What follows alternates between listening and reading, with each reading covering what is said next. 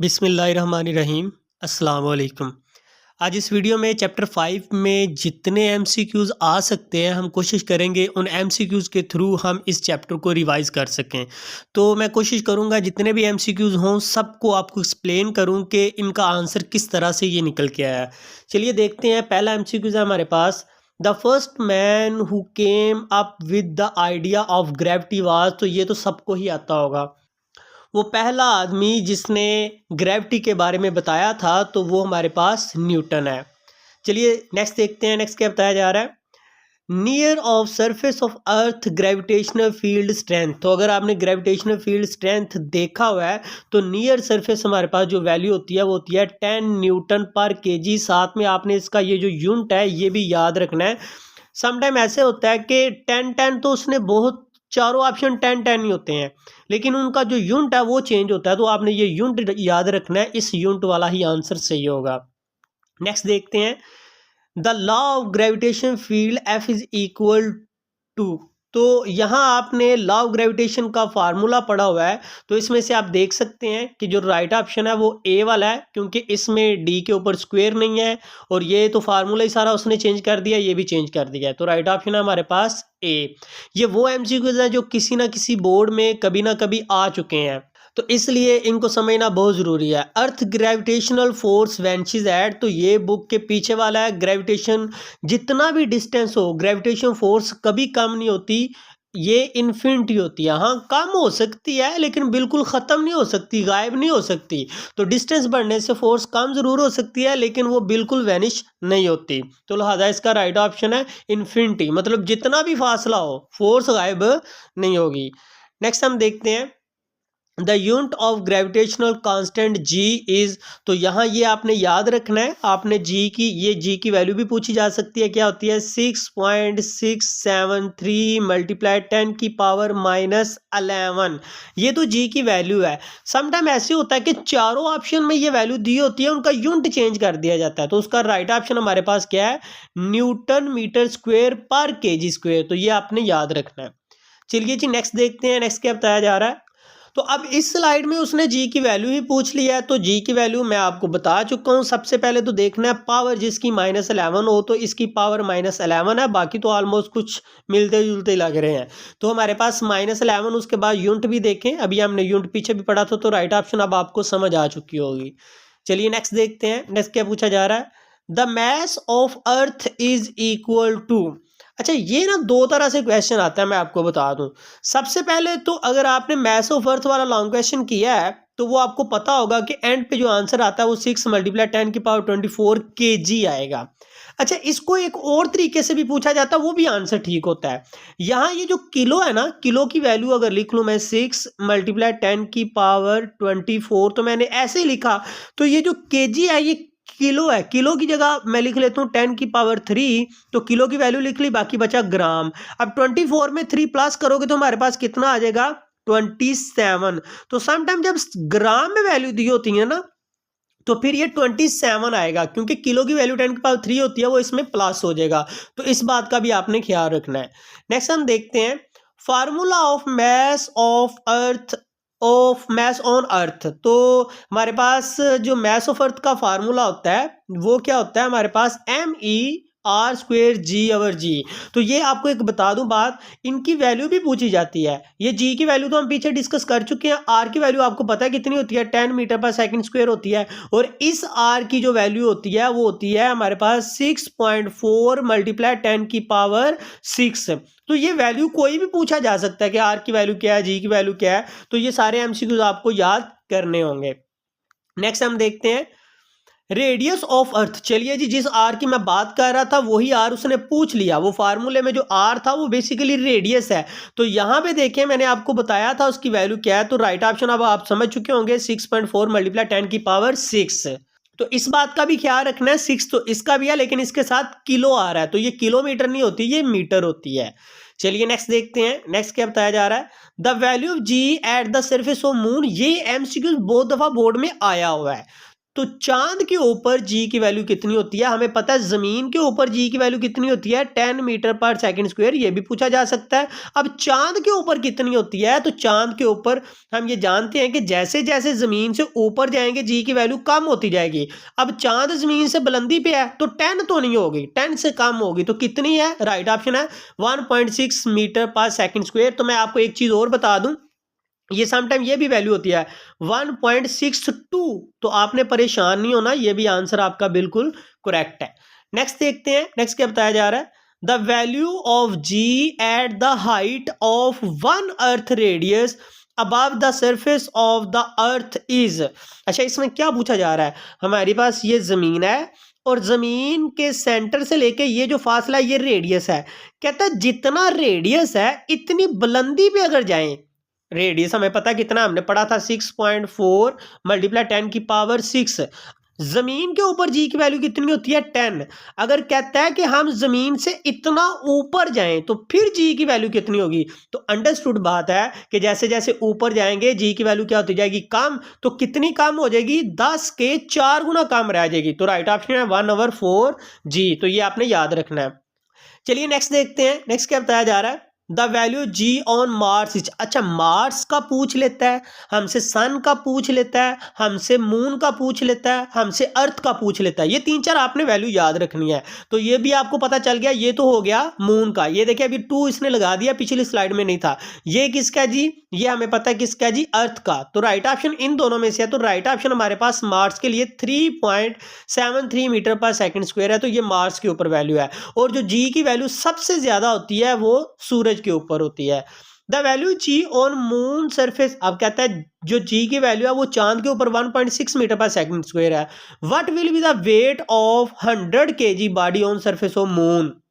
हमें यहां कहा यह जा रहा है कि अगर एक मैस है 100 kg का बंदा है, वो चांद के ऊपर जाता है तो उसका वजन, उसका वेट कितना होगा? हमने वेट बताना है। अब वेट के लिए जरूरी क्या फार्मूला क्या होता है? एम और जी। अब मैस कितना उसने दिया है? 100, वो पुट कर दो। अब जी की वैल्यू कितनी है? तो जी अगर जमीन के ऊपर होगा तो इसको 10 से मल्टीप्लाई करेंगे। यहाँ चांद की बात की जा रही है तो चांद की वैल्यू उसने दे दी है, मल्टीप्लाई कर लो 1.6। इसको मल्टीप्लाई करोगे तो राउंड अबाउट आपके पास 160 न्यूटन आंसर आ जाएगा। अब यहाँ पे न्यूटन क्यों लगा? क्योंकि वेट का यूनिट हमें पता है न्यूटन होता है।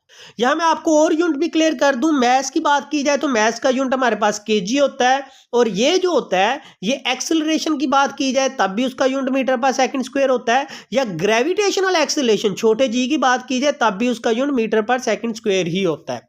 चलिए जी नेक्स्ट देखते हैं, नेक्स्ट क्या बताया जा रहा है? Value of g increase with the.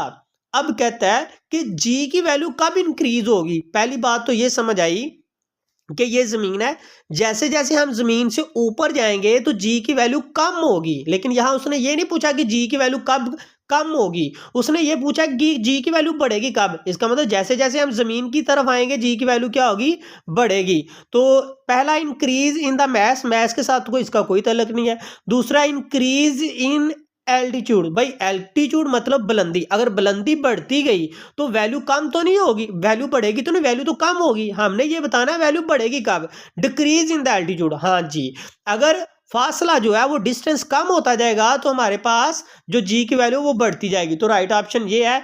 ये उल्टा भी पूछ सकता है कि जी की वैल्यू कम कब होगी, तो तब आंसर होगा इंक्रीज इन एल्टीट्यूड। अगर बुलंदी बढ़ती जाएगी तो जी की वैल्यू क्या होती जाएगी? कम होती जाएगी। तो क्वेश्चन को वो घुमा के पूछे तो आपने परेशान नहीं होना, जो आपने पढ़ा होता है उसी में से ऑलमोस्ट आंसर आते हैं, लेकिन हम उसको समझ नहीं पाते क्वेश्चन को। Value g at sea level is. अब यहां पे देखो, कहते हैं जो जी की वैल्यू है वो सतह समंदर पे क्या होती है? पहाड़ियों की निस्बत। सबसे पहले तो ये समझो कि ये हमारे पास जमीन है। अब हमें पता है जमीन के ऊपर जी की वैल्यू कितनी होती है? 10 मीटर पर सेकंड स्क्वायर। अब कहता है पहाड़ों के ऊपर क्या है? पहाड़ जमीन से ऊपर होते हैं। तो हमने पढ़ा था जैसे जैसे हम ऊपर जाएंगे तो जी की वैल्यू क्या होगी? कम। तो उसने हमसे ये पूछा है कि value of ji at sea level, तो मतलब यहां पे जी की वैल्यू ज्यादा है या बुलंदी पे, हिल के ऊपर? तो डेफिनेटली जो जी की वैल्यू है वो सी लेवल पे ग्रेटर होगी। तो राइट ऑप्शन यहां हमारे पास क्या होगा? ग्रेटर होगा। अगर ये पूछता कि जी की वैल्यू हिल के ऊपर कितनी है, मतलब पहाड़ों के ऊपर कितनी है, तो फिर हम बोलेंगे कि ये लेस है। चलिए जी नेक्स्ट देखते हैं, नेक्स्ट क्या बताया जा रहा है? The value of ji at the surface of earth, ये तो मैं बार बार आपको बता चुका हूँ, जी की वैल्यू जो ज़मीन के ऊपर है वो 10 मीटर पर सेकंड स्क्वायर है, चांद के ऊपर है वो 1.62 है, और जो मार्स के ऊपर है वो 3.73, ये मैं आपको बता चुका हूँ। चलिए नेक्स्ट देखते हैं, नेक्स्ट क्या बताया जा रहा है, वैल्यू ऑफ जी ऑन सन। भाई ये इंपॉर्टेंट है, वैसे तो ग्रेविटेशन के चैप्टर में आप जाओगे 5वें चैप्टर में तो एक साइड बॉक्स है, उसमें 4 5 6 उन्होंने वैल्यू दी है, जुपिटर मार्स मरकरी, वो सारी कुछ आप याद कर लोगे तो आपका काम चल जाएगा। तो ये वो वैल्यू जो बार बार आती है, तो भाई जब भी आपके पास सन के रिलेटेड ऑप्शन आए तो देखो मैक्सिमम वैल्यू कौन सी है उसके ऊपर टिक लगा दो, क्योंकि चांद के ऊपर सबसे ज्यादा ग्रेविटी होती है। तो राइट ऑप्शन है 274.2 मीटर पर सेकंड स्क्वायर। ये भी लिमिट याद रखनी है, अगर इससे ज्यादा कोई दे दे तो तब आपने उसके ऊपर टिक नहीं लगाना। चलिए जी नेक्स्ट देखते हैं, the total number of satellite in global positioning system is. तो बेटा अगर आपने साइड बॉक्स पढ़ा हुआ है, वहां पे जीपीएस की आपके टीचर ने आपको डेफिनेशन करवाई होगी, तो वो जो जीपीएस की डेफिनेशन है उसमें बताया जाता है कि ये जो जीपीएस सिस्टम होता है इसके अंदर जो सैटेलाइट होते हैं वो 24 होते हैं। तो इसकी वैल्यू भी बताई जाती है 3.8 किलोमीटर पर सेकंड, तो वो वैल्यू भी आपने याद रखनी है। उस बॉक्स को पढ़ोगे तो उसमें एक ये भी बताया जाता है, देखें एक तो इस जीपीएस वाले में से आपका ये क्वेश्चन सॉल्व हो रहा है, अगर उसकी स्पीड पूछी जाए तो 3.4 किलोमीटर पर सेकंड आपने लगाना है। तो एक आपका ये भी आंसर क्लियर हो रहा है एमसीक्यू। उसमें एक और भी एमसीक्यू छुपा है उसी जो साइड बॉक्स है, उसमें ये भी पूछा जाता है कि ये जो सैटेलाइट होते हैं जमीन के गिर्द कितने दिनों में चक्कर कंप्लीट करते हैं। तो भाई दिन दुन नहीं लेते ये बल्कि एक दिन में 2 चक्कर कंप्लीट कर लेते हैं। ट्वाइस लिखा होगा, अगर आप उस जो साइड बॉक्स है उसको गौर से पढ़ो तो आपको 2-3 उसमें से एमसीक्यूज मिलेंगे। चलिए जी नेक्स्ट देखते हैं, speed of satellite nearest to the earth orbit. भाई देखें ये जमीन है और जमीन के गिर्द सैटेलाइट घूमते हैं, कोई इस ऑर्बिट में घूमता है, कोई इस ऑर्बिट में घूमता है, और जैसे जैसे ये ऑर्बिट दूर होते जाएंगे जमीन से, क्योंकि जमीन तो ये है ना, जैसे जैसे जमीन से दूर होते जाते हैं इनकी स्पीड कम होती जाती है। तो हमसे ये पूछा है कि जो जमीन के करीब ऑर्बिट है उसकी स्पीड कितनी है। तो भाई उसकी स्पीड होती है हमारे पास 8 किलोमीटर पर सेकेंड।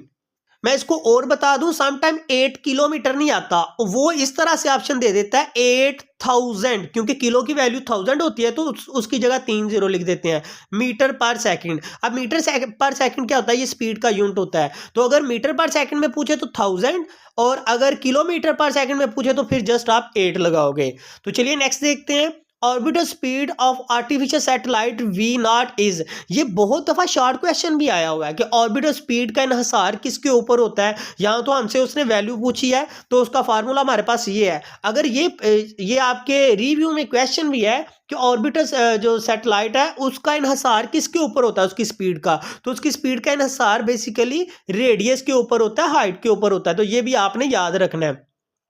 चलिए जी नेक्स्ट देखते हैं, नेक्स्ट क्या पूछा जा रहा है, the altitude of geostationary orbit in which communication satellite launch above the surface of earth is। तो यहां मैं आपको बता दूं जियोस्टेशनरी सैटेलाइट ऑर्बिट क्या होते हैं। सबसे पहले तो ये समझना है, ये जमीन है और जमीन के गिर्द ये जो दायरे होते हैं जिनमें ये हमारे सैटेलाइट घूमते हैं ये हमारे कहलाते हैं ऑर्बिट। अब जियोस्टेशनरी ऑर्बिट क्या होता है, मान लो कि यहाँ एक सैटेलाइट घूम रहा है, अब जमीन जो है वो अपना एक चक्कर गोल गोल कितनी देर में कंप्लीट करती है, 24 आवर में। अब अगर ये भी 24 आवर में ही कंप्लीट कर रहा है तो जमीन के हिसाब से लगेगा कि ये रुका हुआ है। अब अगर जियोस्टेशनरी ऑर्बिट में हमने सैटेलाइट भेजना है तो जमीन से कितना ऊपर भेजना पड़ेगा, तो इसका राइट ऑप्शन है 42,300 किलोमीटर। तो इतनी दूरी पे भेजेंगे तो वो जमीन जितनी स्पीड से जमीन घूमती है उतनी ही स्पीड से वो भी घूमेगा। अब इसमें यह पूछा जा रहा है value of geostationary satellite with respect to earth. भाई जितनी स्पीड से जमीन घूम रही है उतनी ही स्पीड से अगर ये सैटेलाइट जो भेजा था वो भेज रहा है तो जमीन को तो ऐसे ही लगेगा ये रुका हुआ है। हालांकि ये मूव कर रहा है तो ये भी मूव कर रही है, दोनों मूव कर रहे हैं लेकिन एक दूसरे के लिहाज से वो क्या होंगे, रुके हुए। तो लिहाजा उनकी स्पीड कितनी एक दूसरे के लिहाज से होगी, 0 होगी। चलिए नेक्स्ट देखते हैं, नेक्स्ट क्या बताया जा रहा है, orbital speed of low orbit satellite. तो ये तो मैं आपको बता चुका हूं पहले भी। हाँ देखें यहाँ उस पहले एमसीक्यूज में उसने बताया था 8 किलोमीटर पर सेकंड, तो वहां मैंने आपको समझाया था कि ये समटाइम 8 किलो नहीं आता, 8000 आता है। तो right option 8000 metre per second भी हो सकता है। चलिए जी नेक्स्ट देखते हैं। Moon complete it's 1 revolution around the earth in. अच्छा ये भी एक इंपॉर्टेंट है, ये जो आप ये आपको साइड बॉक्स से मिलेगा कि चांद अपना, ये जमीन है और जमीन के गिर्द चांद घूमता है, तो चांद अपना एक चक्कर जमीन के गिर्द कितने दिनों में कंप्लीट कर रहा है, तो इसका राइट ऑप्शन हमारे पास 27.3 डेज है। तो ये आपने याद रखना है। इसी में एक और एमसीक्यूज है, उसमें यह पूछा जाता है कि चांद जमीन से कितना दूर है, तो वो 38 करोड़ समथिंग वैल्यू उसने दी है। अगर मीटर में होगी तो करोड़ों में चली जाएगी, अगर किलोमीटर में होगी तो वो लाख में रहेगी। ये चीज भी आपने याद रखनी है। तो साइड बॉक्स देखा करो, इसमें से कोई ना कोई जरूर वो एमसीक्यू ये इसने पूछ लिया। बल्कि the distance between the earth and moon is nearly, तो चांद और जमीन के दरमियान जो फासला है वो कितना है, तो यहां पे देखें ये किलोमीटर में वैल्यू दी है, तो ये 3,80,000 उसने दिया हुआ है। अगर ये किलोमीटर में ना होती तो 3,80,000 ऐसे ही रहना था और इन किलो की जगह पे 3 जीरो और आ जाने थे और आंसर फिर मीटर में आ जाना था। तो ये भी चीज आपने याद रखनी है। चलिए नेक्स्ट देखते हैं। नेक्स्ट क्या बताया जा रहा है, कहा जा रहा है the height of geostationary satellite from the earth is nearly equal to. तो यहां मैं आपको पहले भी बता चुका था कि ये हमारे पास जमीन है और अगर जियोस्टेशनरी ऑर्बिट ये है तो यहां ये कितनी बुलंदी पे किसी चीज को भेजेंगे तो वो जियोस्टेशनरी ऑर्बिट में जाएगा। तो ये अभी थोड़ी देर पहले भी किया हमने, तो उसकी हाइट हमने देखी थी 42,300 किलोमीटर। अब इसमें ये तो कोई ऑप्शन नहीं है, तो हम ऐसा कर सकते हैं, इसको थोड़ा सॉल्व कर सकते हैं। इसका पॉइंट अभी इधर है, इस पॉइंट को मैं ये देखें यहां उसने 6 के आगे 6 वाली तो वैल्यू नहीं होगी, या तो ये आंसर होगा या ये। तो पॉइंट को अगर मैं इधर लेके आऊं 4 के आगे तो ये बन जाएगा 4.23 मल्टीप्लाई, ये कितने डिजिट छोड़ के पॉइंट है 1 2 3 4, तो 10 की पावर 4। अब ये तो नहीं होगा, ये तो 10 की पावर 3 है, तो 10 है, तो यहाँ 10 की पावर 4 वाला कौन सा है, ये। तो राइट ऑप्शन हमारे पास 4.23 मल्टीप्लाई 10 की पावर 4 किलोमीटर आ जाएगा। चलिए नेक्स्ट देखते हैं। नेक्स्ट क्या बताया जा रहा है, orbital speed of low orbit satellite. तो ये मैं आपको पहले इसकी स्पीड अगर पूछेगा, उसकी वैल्यू पूछेगा तो वो तो बता चुके हैं, लेकिन आप उसका जो फार्मूला पूछ रहा है वो हमारे पास ये है। अब आप कहोगे सर पहले तो आपने बताया था V0 is equal G R plus H, पहले तो आपने ये बताया था जी, बिल्कुल ये ठीक है, लेकिन जब आपसे लो ऑर्बिट के बारे में पूछे तो फिर ये हमारे पास होगा। तो इस चीज का भी ख्याल रखना है, क्योंकि जब हमारी हाइट जो होती है वो रेडियस से कम होती है तो हम R प्लस H को R के इक्वल ही रखते हैं। अगर आपके टीचर ने लॉन्ग क्वेश्चन करवाया तो वहां ये एक्सप्लेन किया हुआ है। तो होप सो बच्चे आपको सारे एमसीक्यूज अच्छे से समझ आए हैं। देखिए अगर आप एमसीक्यूज पे 100% अपनी कमांड डाल लेंगे तो देन डेफिनेटली आप फिजिक्स में 60 आउट ऑफ 60 मार्क्स ले सकते हैं, क्योंकि एमसीक्यूज में कोई चॉइस नहीं होती। शॉर्ट क्वेश्चन में चॉइस होती है, लॉन्ग क्वेश्चन में चॉइस होती है, और एमसीक्यूज को अगर आप साइड बॉक्स पे अपनी कमांड डाल लेते हो और अंदर वाले जो एमसीक्यूज है उनको अच्छे से देख लेते हो तो आपके 100% 9th में इजीली 60 में से 60 नंबर आ सकते हैं। तो होप सो आपको सारे एमसीक्यूज अच्छे से समझ आए हैं। फिर भी अगर आपका कोई क्वेश्चन है तो आप कमेंट सेक्शन में कमेंट करके पूछ सकते हैं। मिलते हैं नेक्स्ट वीडियो में, तब तक अल्लाह हाफिज।